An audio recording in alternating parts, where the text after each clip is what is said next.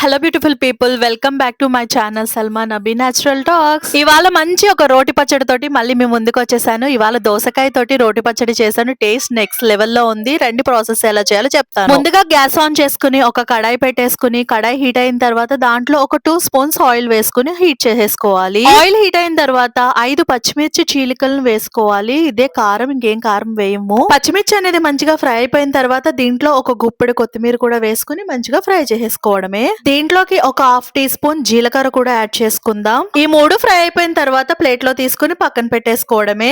ఇప్పుడు అదే కడాయిలో ఒక 4 టమాటాలను చీలికలుగా కోసుకుని అదే కడాయిలో వేసుకుని ఫ్రై చేసేసుకోండి. గ్యాస్ సిమ్ లో పెట్టుకుని లిడ్ క్లోజ్ చేసుకుని సిమ్ ఫ్లేమ్ లో ఈ టమాటాలని మగ్గనివ్వండి. టమాటాలు ఒక 5 మినిట్స్ లో మగ్గిపోతాయి. తర్వాత దీంట్లోకి నేను 2 దోసకాయలు తీసుకున్నాను. ఈ 2 దోసకాయలు మంచిగా వాష్ చేసుకుని ముక్కల కింద కోసేసుకుని టమాటాలు మగ్గిన తర్వాత ఈ దోసకాయ ముక్కలు కూడా యాడ్ చేసుకోవాలి.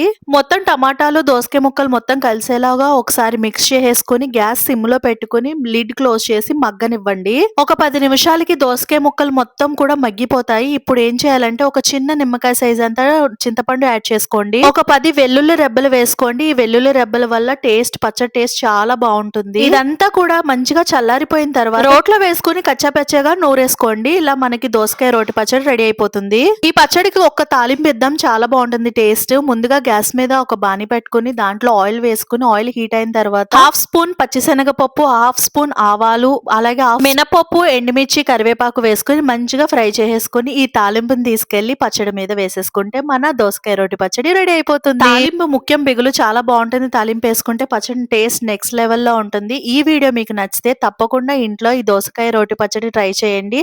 అలాగే నా ఛానల్ ని సబ్స్క్రైబ్ చేసుకోవడం మాత్రం మర్చిపోకండి. మరిన్ని వీడియోస్ తో మీ ముందుకు వస్తా.